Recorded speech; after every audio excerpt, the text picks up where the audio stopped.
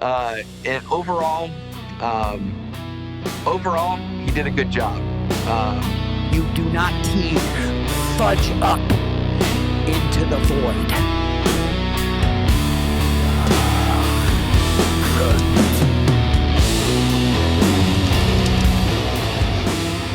Hello, friends, fans, and metalheads. It's Dave DeMarco here, and I am joined by my esteemed friend and colleague, Greg Meadows, and we're going to talk about the Black Sabbath farewell show. Scott Ian said, this isn't farewell, this is thank you. And I think that's a great way to kick this off. It really is thank you. It was a show of gratitude from just every band, every metal band that matters right now. And obviously, there were some that we wish had been included, and we'll get to that. But what do you think, Greg? When they announced this thing, I was excited, and then as it crept up, I'm like, I got to spend this $30, man. This looks like a big deal. Yeah. It was the last waltz of metal, which I stole from something I saw. And that's how epic it was. I think, like the last waltz, this is going to be played on Netflix and streaming for years and years. That's how good it was. And it was really important to have this moment for Ozzy to get on the stage one more time. He's never going to be on stage again. And it's rare that the original members of that band, in this case Black Sabbath, were able to do it. So everything came together. You and I are going to tear this thing apart. And I hate to get all maudlin about this, since you mentioned he's not going to get on stage anymore. I heard a rumor, and I hope this isn't true, that he's planning on doing an assisted suicide in Switzerland. I heard that too. And obviously that's his decision. That's the family's decision. And it's easy for a guy like me or you to sit at home and go, geez, I hope he doesn't do that. But we don't really know how much he's suffering. So I guess we'll see what happens there. Well, we both have a Sabbath tribute. Yep. I made my own Sabbath wallpaper. And to me, growing up, Sabbath was the band that taught me how to play guitar, right? Yeah. I was a little kid. The first record I bought was We Sold Our Souls at Kmart. I scratched the shit out of that record with an acoustic guitar, trying to learn all those Tommy Iommi riffs. And of course, an event like this, you're not going to get all your favorite songs. A lot of my favorite bands were there, bands that I listen to every single day. So excited to see what they were going to do. And I really was not, like you and I were texting, I didn't know what to expect. We didn't mention this, but there were cameras everywhere. It was so well produced. Right. There were high def cameras on the wide shots, at the soundboard, on the stage, right in front of the guitar player. Like there are several shots where you see nothing but pickups and guitar player fingers. You get shots of the side stage from up top over the revolving drum riser, which is how they changed all the sets. It was very well produced as a streaming event. And now that it's over and we both watched it a bunch of times, there's a lot of stuff where I go, yeah, that makes sense. Sabbath's only doing 4 songs. Before the event, I thought, well, Sabbath's going to do like an hour. Like, how's Ozzy going to do an hour? I get it now. And then you and I really talked about what bands should have been there and weren't there. That's really interesting. So as this podcast series gets launched, we'll probably get into some of that stuff. I'm sure everybody at home who was watching this, everybody was probably texting somebody, a close friend or a bandmate, and saying, wow, did you see that? What do you think of this? And so that's you and I in real time. We're texting each other, reacting to this stuff. And we all know how the show went down, but at the time, we had no idea. We're all just sitting there going, what's going to happen? And you see the list of bands and you think, okay, is every band going to play like an hour or 45 minutes or what's this going to be? Geez, this is going to be a long affair. And then so we found out as it went on. So the beginning bands got 3 songs and one of those was supposed to be a Sabbath cover. So let's jump right in and talk about Mastodon. I mean, I can't think of a better opening band. Ferocious, brutal, and they're like a modern version of Sabbath. And yet, how do you follow Mastodon? They opened the show, they set the tone, they set the pace for what the rest of the day was going to be like. And they came out and they played Blood and Thunder, they played Black Tongue, and then went into It was Supernaut, I believe, and just absolutely slayed it.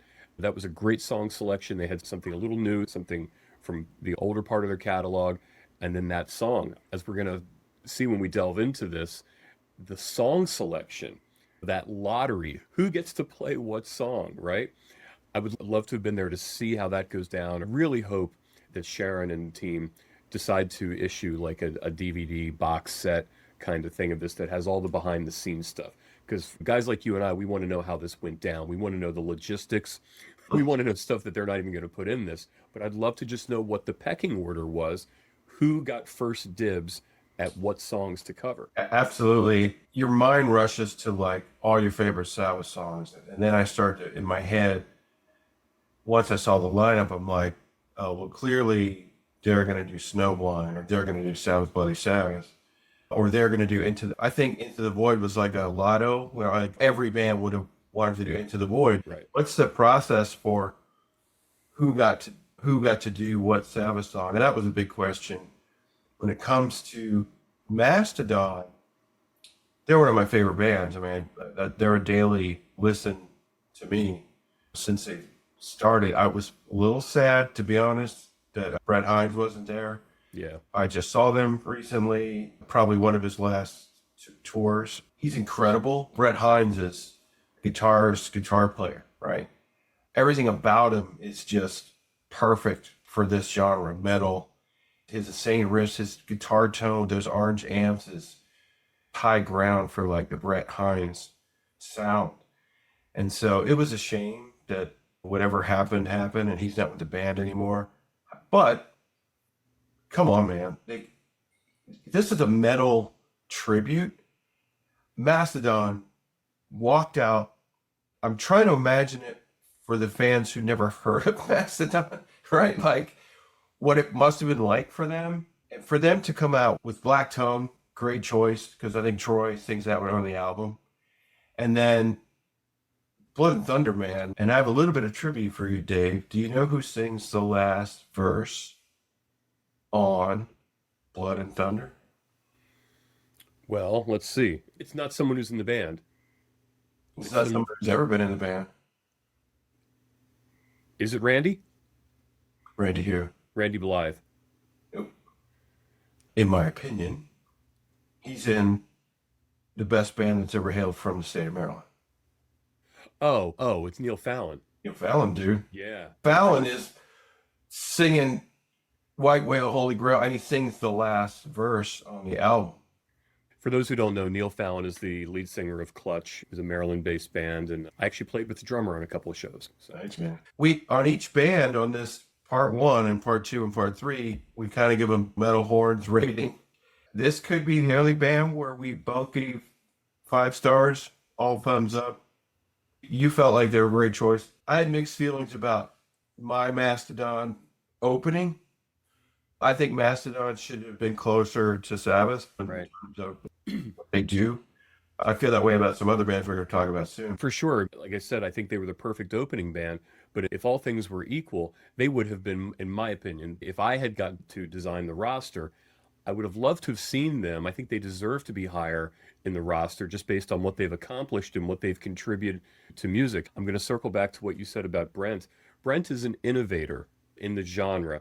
I mean, the guy is a banjo player, and he's bringing it. When you really listen to a song like Divinations, Practice Guile, you can really hear that he's obviously playing a banjo there, but his voicings, he's coming at this from a completely different place, average metal guy. His guitar solos are uniquely his. You can say that about a lot of famous guitar players, but the way he flows throughout a solo is very banjo-y, kind of bluegrass. I grew up on bluegrass, so I see what you mean. And let's not forget, when you listen to his voice, think of the songs that he sings. Who does he sound like to you? OZZY. Yeah. He sounds like OZZY. He really has a very Ozzy-ish timbre to his voice. So I agree. It would have been fantastic if he could have been there. But I will say that the guy who is sitting in for him right now, Nick Johnson, man, I watch his YouTube channels. He is overqualified for this gig because that dude is a shredder. And you and I on this Sabbath thing where we talk about little things. Did you notice these little things? whenever they launch this again, watch his guitar solo on Blood and Thunder. And they didn't bring it up in the mix, but man, did he throw down on that guitar solo. Yeah. There- The Mastodon was a great pick to open the show. But so that brings us into the next band, Rival Sons. How do you follow Mastodon? Well, with the blues band. Clearly. So you have this really retro Zeppelin-y sounding 70s tinged band. And don't get me wrong, I like Rival Sons a lot. They kill. The singer's fantastic. The band has a great vibe. But when I watched them, I couldn't help thinking that they were kind of like, how do we follow that? Because Mastodon has such a bombast to them. And then these guys come out and they got all this great swagger and all this. So they had to compensate in other ways because they don't have that bombast, right? And they did. They compensated they came out and did what they do, which is a different thing. But when you watch the crowd reaction, and whereas with Mastodon, it was fist pumping and they were all right there. And I felt like the crowd, who maybe weren't as familiar with Rival Sons, I felt like they were watching going, huh. Like they couldn't quite figure out what this was about. Like where do I put this? They would have been a better opener, in my opinion, for this whole thing.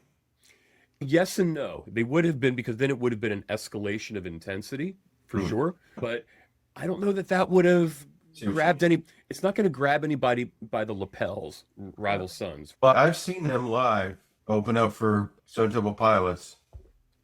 J.B. Cannon, this guy is gifted as a rock singer. And I didn't know, I put the tidbit on this image here, that they opened for Sabbath on their final tour. I did not know that. Their farewell tour 2016 thing. Wow. So yeah, I can see why Sharon wanted them, because she knows how freaking good they are. And kudos to Rival Sons. They did Electric Funeral. That's high ground for me. Sure. As a Sabbath fan. And coincidentally, another band that we'll talk about in part 2, or maybe part 3, did Electric Funeral. A band that it's hard to get me to say a bad word about. And these guys did a better version of Electric Funeral. So thumbs up. I gave them 3 stars. You gave them three horns. Yep. Yeah. All right. Now, as you mentioned, another change of pace, right? Imagine you're watching this real time. Like I think the morning of, I got some kind of set list, some kind of band list. Right. Which threw me for a loop, because I'm like, wait, that was the first time I saw the order of bands. So you have Rival Sons doing the blues rock thing, incredible singer, closed with a strong Sabbath cover. What is Anthrax going to do? So what did you think about these guys? I thought Anthrax was fantastic, and I'm a big Anthrax fan. That was the Coke and Pepsi of the metal world, which you had Anthrax and Metallica. And before that, you had Iron Maiden and Judas Priest. Those were, it's not, obviously they weren't your only choices, but you had people who were in one camp or the other. And if I had to choose back then, I was always more of an Anthrax fan. So I was very excited to see them on the bill. And for them to do Into the Void was a great choice. However, I was a little surprised. I thought as soon as I found out that they were a part of this, I thought, oh, well, they're going to do Sabbath, Bloody Sabbath. Because they covered that eons ago, like back in the 80s. They covered that on one of their EPs. Yeah. And I thought, okay, so well, that's that one we know. So I was very surprised that they did not do Sabbath, Bloody Sabbath, but they absolutely tore up Into the Void. And they've still got it. They've absolutely still got it. And I know you had a cringe moment with that. Go ahead and talk. I have a different take on Anthrax. So I agree with you. When Anthrax really took off right on the heels of Metallica, they kind of made me laugh as a kid because they were kind of goofy. So now, with that in mind, I'm like, okay, now I understand why these thrash bands, because they're all these 4 bands are rooted in kind of Motorhead, Lemmy type of songwriting, right? I'm sure Scott pulled some strings.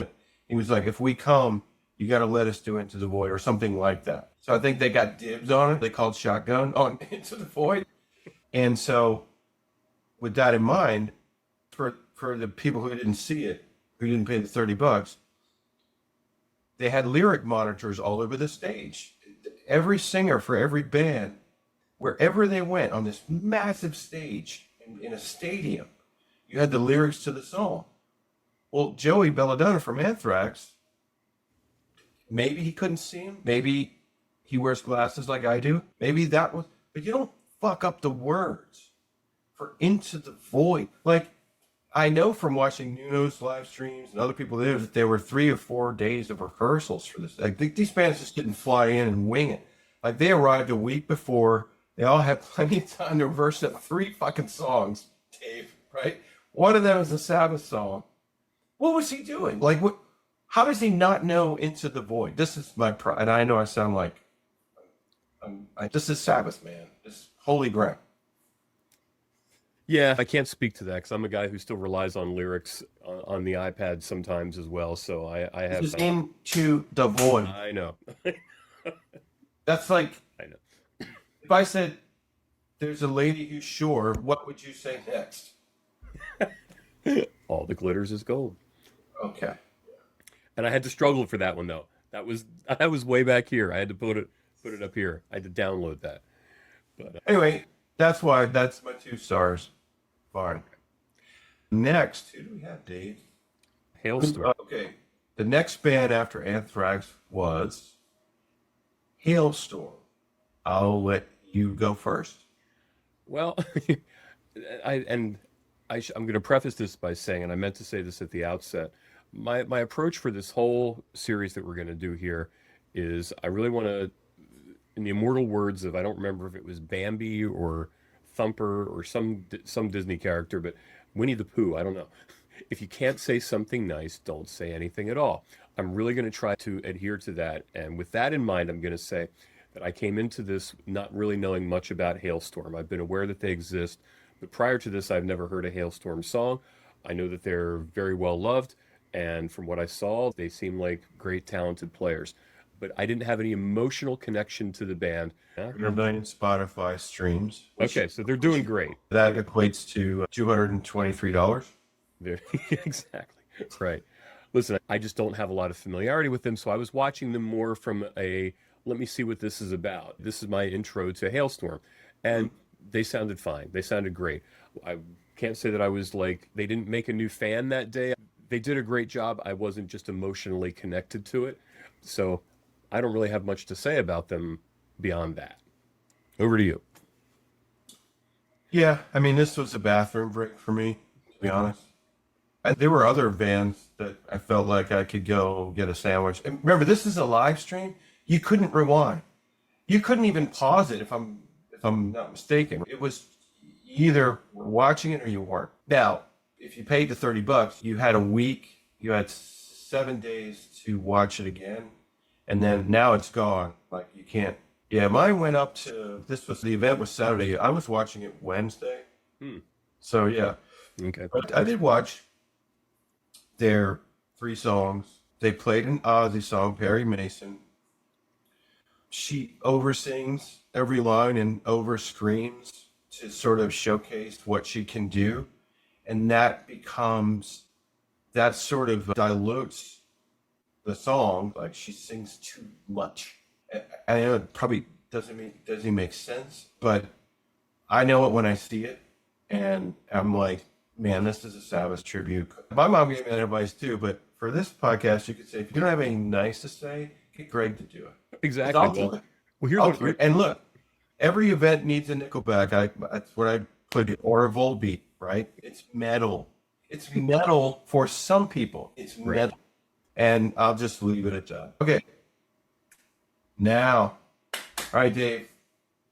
Now we're talking, right?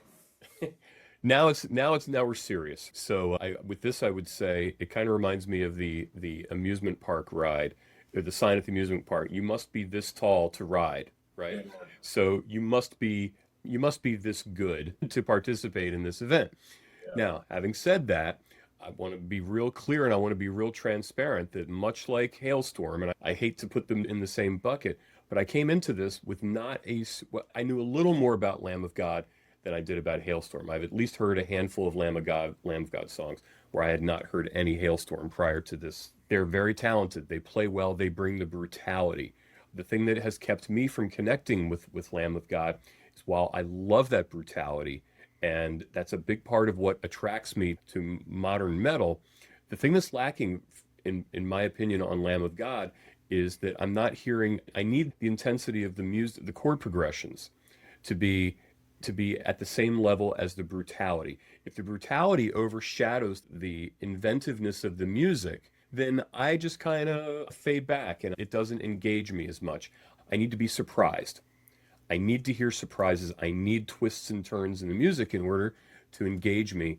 And with Lamb of God, I was just kind of getting, okay, I get it. This is pummeling. This is brutal, and they're very good at that. So, the cover that they did, Which they've covered on record. They've recorded Children of the Grave. yeah, they did do a version of that. Again, Randy is great. He's a great in the growly, screamy, Cookie Monstery kind of stuff. This required Children of the Grave required him to sing a bit more melodically, well, a lot more melodically, and you could tell that that was not his forte. That he does not. That's not how he earns his money, singing melodically. So that for me was a little lacking. But what they lacked in that, I think, again, everyone sort of knows what they're getting into when you watch Lamb of God, and I don't know that the expectation was that he was going to deliver this great tribute to Ozzy and how he was interpreting that song. But in terms of being a solid metal band and keeping the intensity of the show where it needed to be, they were a great choice to have them on the bill. Okay. That's my politically correct reply to that. So my feeling was excitement. Lamb of God is a daily listen to me. I'm emotionally connected to this band. And keep in mind, Lamb of God is coming up on its 30th birthday. Lamb of God is not some new phenomenon. Like they're a 25-year-old artist. They've been making records for a long time. They are exceptionally good. Their records are very well produced. They're heavy. They're brutal. They took off where Pantera dropped off, when Pantera sort of collapsed. Lamb of God was right there, and they took the mantle and they ran with it. And I'm telling you, as a guitar player, it doesn't get any better in terms of brutality, heaviness, groove. When I listen to AC/DC, I know what I want to hear. I don't want to hear Christopher Cross. When you listen to Highway to Hell, it's always good. That album is always good. You could say the same thing about a lot of bands, but I don't want Lamb of God to be anything but brutal and heavy. And if you listen to their records, I mean, they started off with Laid to Rest, which is like, shit, here we go, man. That track it was perfect. And they've got a lot of songs that are like that. And then they followed it up with Redneck, which is one of their biggest songs, and that's over 20 years old. When you bring out Lamb of God, you're in second gear. If I give them 10, I'd give them 10. And I've watched their set of this event, and it gets better every time I watch it. I have this acronym I call PBK. Have I told you what PBK is? No. There are some songs that I feel like punching a baby kitten right in the face. That's a PBK song, man. That's like, I'm almost blacked out. It's so heavy. It's so brutal. See, when you said PBK, I was knowing what you do for a living. I was thinking of PEBCAC. No. PEBCAC, right? Problem exists between chair and computer, right? Yeah. So Punch a baby kitten right in the face. That's how heavy metal makes you feel, for good or bad. Judge, you can judge. I don't mind. I love kittens, but so that's the high I was on. that's what I noticed. Listen, I've never played a show of that magnitude before, but there was something about them that they seemed kind of unsure. Was why, and I don't have any frame of reference because I've never, other than watching a handful of videos, I don't know what their personalities are and how they present themselves on stage and all that. But they looked scared to be there or unsure of themselves. They played great. They're not real animated, metal-y type of. They don't do that. And which is great because if they did, it would look Forced. horribly cheesy if they did that. That's what they do. But yeah, Villa Park's a huge venue, but they're a mainstay on the big European metal festivals. Richmond, Virginia, sort of local. Yeah. So what did you think about Alice in Chains?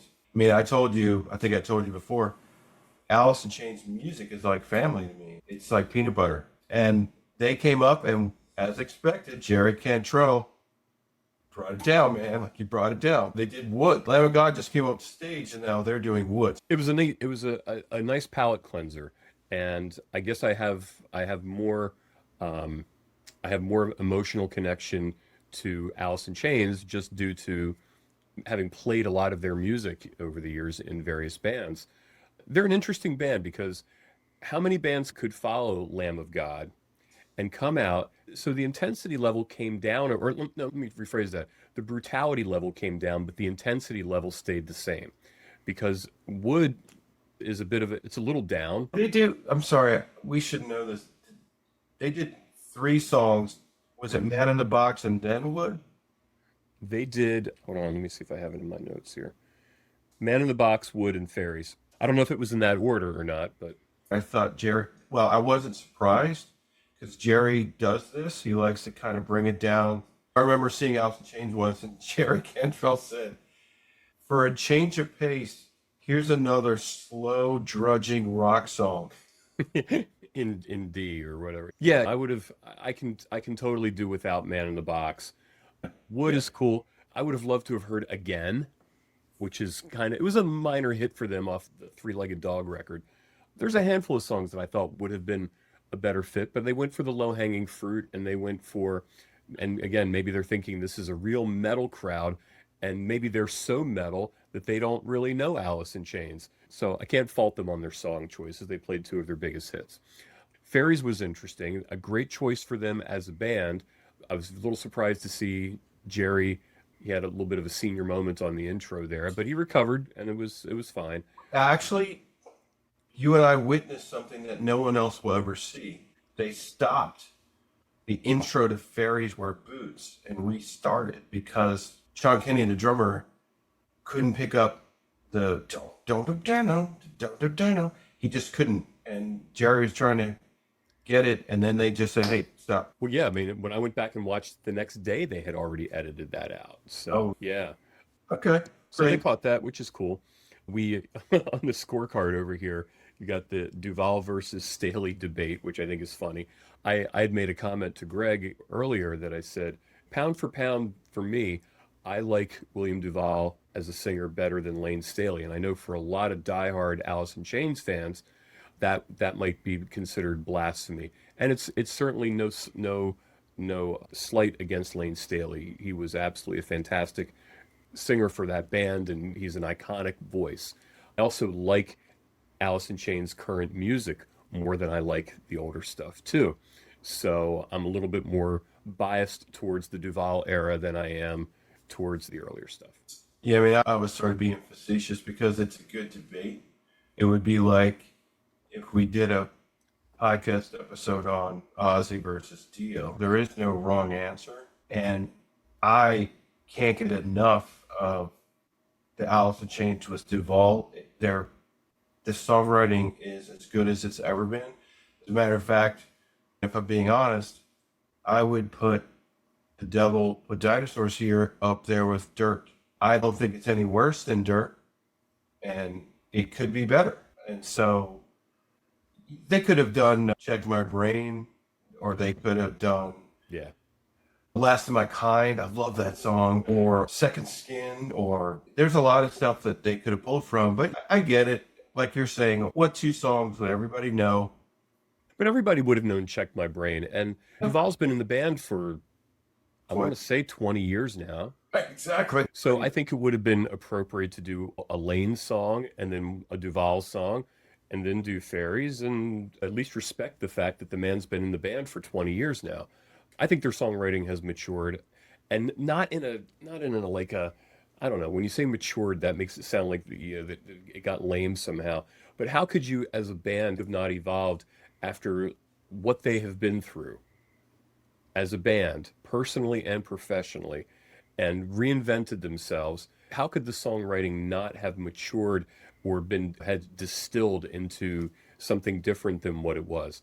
The darkness is still there, the heaviness is still there, the intensity is still there, and as I've said before, I need to hear something inventive in the chord progressions, and that's what I'm getting out of current Alice in Chains that maybe I got a little bit of in their earlier thing, but I think they're a better band now. I'll leave it at that. Jerry's too good at writing songs. He's too good at writing riffs. They're very good at making those records sound incredible. Quadruple track guitars. He is enshrined himself in rock history for their body of work. And I feel like with Duvall, a local guy from Washington, D.C., right? Yeah. I see what the band sees now. Really good records, especially the second one with Duvall, where he sort of got into his groove. The harmonies are right up there with Wayne stuff. So, I mean, yeah, I was kind of joking. Like I said here in the comments, like I said, that's like saying Diet Pepsi's better than Diet Coke. It's not up for debate. And I said, you should not dam that river, Dave. That's what I said. I'm like you. I know a lot of hardcore Alice in Chains fans who just won't bring themselves to listen to Duvall stuff. Yeah. And I know people who only know Alice in Chains from Duvall stuff and maybe Man in the Box. They don't know the deep cuts with Lane. And listen, we got to mention this too, is having Mike Inez on bass. Obviously, he's been in the band for forever now with them as well. But we know the lineage that prior to coming into Alice in Chains, he was in Ozzy's band. Crazy. He was there for the I saw Mike Inez with Ozzy on the No More Tears tour. A2. And he's a fantastic bass player. He's exactly what that band needs. Solid as a rock, just ballsy player. Now, they cancel a gig here locally at Ocean City because of Sean Kinney's some kind of health issue. So this was the first time they played since they shut down their summer gigs. I was frankly surprised to see that Sean was on the throne because I had not heard that he had recovered and all that. So, again, good change of pace. Little spiky for me. Yeah. I want to see Mastodon, Lamb of God. Once you put the heavy, I want to keep it there. So I was trying to adjust at this point because I didn't know what was coming up next. But boy, was I surprised. The band that closes out our part one, probably my current favorite band. Actually, before there was iTunes, before there was Spotify, there was this little music service called Rhapsody. And I used to listen to, this is like the early 2000s. And I would listen to that little app all the time. And that app is what introduced me to Mastodon and Gojira. I didn't know Gojira was that old. Wow. Yeah, they are. So they were, I would say, wow, this band is heavy. Like, I loved it. Once it plays, you're like, oh, shit, it's fucking Gojira. And so they made the big Olympics, the big giant thing in front of the castle with the beheading of the queen, the severed head and everything. That was cool. They had the blood coming down in the river and the whole world saw that. That was a big moment for heavy metal because they had a metal band in the Olympic ceremony. So they did 3 songs and then the Sabbath cover of Under the Sun, which I'm sure they were looking at Sabbath's catalog and were like, well, this song is right up our alley, man. They play stadiums like Villa Park, like it's a Tuesday. This was nothing for them, and not because they're at a metal festival, because they're headlining stadiums. They do what Maiden has done. So wherever they go around the world, when they go to South America or they go to Europe, they're playing soccer stadiums. And so I think they're going to take Metallica's throne someday. Whenever I think Gojira is going to be the band. Bar none. That's my opinion. But the thing that I think, I get what you're saying about sort of replacing Metallica, and on the touring level, perhaps, they haven't had the hit that I'm aware of. That, you know, well, they haven't put out their Black album yet, right? Billboard 200, they've got to 17. All right. Well, I mean, God got to number 2. So yeah, they're in a progressive death metal, which I didn't know was a genre, but now I know. Progressive death, yeah. So I'm with Gojira. I'm one level higher than I am with them with Lamb of God, in that, like, I respect their musicianship. I mean, obviously watching Mario Duplantier he's a drummer's drummer, great to watch. Musically, for me, they give me a little more than what Lamb of God gives me in terms of what I keep referring to as throw me some curveballs, show me something crazy, show me something I haven't seen before. They give me a little more of that. Still not quite enough to have turned me into a fan yet, though. Like, I watch a little bit of it and I go, okay, this is great. So seeing the 3 songs that they did, it was great. It was cool. And the choice of the cover was fantastic. It was a great fit for them. But after a couple of songs, I'm ready to move on because they haven't pulled me in yet. Unlike Lamb of God, which is just everything is 10, but Gojira get pretty atmospheric on a lot of their albums, right? Like I'll send you the song called Born in Winter. You'll love it. It's very Gojira. When Gojira sort of turn it down, they do it in a very cool way. This band exudes coolness. They don't change. They're not interested in changing. And I love that about them. And they're such professionals. And you and I were talking about this. As the day went on, it got a little serious. Bands aren't fucking around. You know what I mean? Lamb of God is all business. Gojira is all business. Alice in Chains. There were a lot of acts on this bill, which we're going to talk about in the next podcast episode. It felt like a wedding. Like it felt like it was very loosey-goosey. I didn't like that. It felt like they were playing at Kelly Osbourne's wedding or something. I didn't like that aspect to it. But it is what it is. Yeah. Anything else about the slate of bands? Because we put a wrap to round one. My pick was Gojira. Who was your pick, Dave? And what would your criteria be? Because we talked about best sound. I think Alice in Chains gave me the feel good. I think for me, if I had to pick one band out of that, I would have to pick Mastodon.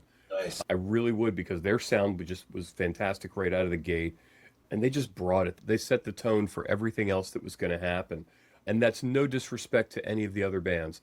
And as I said, that I'm going Mastodon, Anthrax. Gee whiz, I'm going to go with Mastodon because I thought you might want to win Anthrax there. yeah, I mean, and listen, you mentioned about, I think you said something earlier about the Anthrax always had like a lighthearted quality to them, that they didn't take themselves seriously. And you know what, the Zappa thing, does humor belong in music? Of course it does. And I like that Anthrax has always had that kind of vibe where, yes, they can throw down, yes, they can be punishing with their riffs, and they write great tunes. But I like the humor that Anthrax, even when they're being at their heaviest, I like that part of them. I see that in Mastodon as well. And that could be just because I've watched like every making of every one of their albums. And when you watch their videos, they absolutely, it's a piss take on so many things within metal, which are great. So I think that's a part of what I like about Mastodon, is that you can see that there's humor in it and that they're not taking themselves too seriously. I think Blood and Thunder is their Into the Void, if that makes sense. Like, Just signature song. it's an old school Mastodon song. Yep. So very limited time frame, and they kind of did what people expected. They performed. But who do you think had the best Sabbath cover out of this part one? You can't seriously think Anthrax. I know you like Into the Void, but they fucked it up beyond, like, Joey Badala, he fucked that song up. I still might have to give it to Anthrax. I really, and despite that, because again, I'm watching him going, okay, he's reading it, whatever. It would definitely be between Anthrax and Mastodon. All right, gotcha. Yeah. Well, I do know that I was very happy that each band was doing a Sabbath cover, and I didn't really know that until the event got underway. So that was really exciting. We felt like kids. And we all have a tendency to kind of sit at home on our high throne and pick apart somebody missed a G chord and somebody missed two lines from an OZZY song. How dare you do that? Because that's what I do. And I talked to a lot of friends who are like, oh my God, like the world's coming to an end. But in part 3 of this series, we get into what Guns N' Roses did, which was hilarious. And I'm sure it's a moment that we were shocked, but they probably forgot about it as soon as they got on a plane to go to Dubai or wherever their next show was. A lot of pressure for these bands.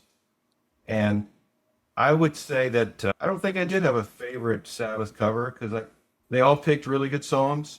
The ones that chose to do Sabbath. One band chose to do an OZZY song, Perry Mason, which I love. I love Perry Mason. It's probably one of my favorite solo OZZY songs. But it was great. So that sets the stage for part 2, which was a whole different TV channel, whole different vibe. Absolutely. So when we look at part 2, this is where it gets interesting, because now we have the super groups. And I know we have a lot of emotion about seeing the various combinations of who played with who and who interpreted this and who got to play that, who got to sing this. So we're gonna let's circle back to that. There were two supergroups, Supergroup A, Supergroup B.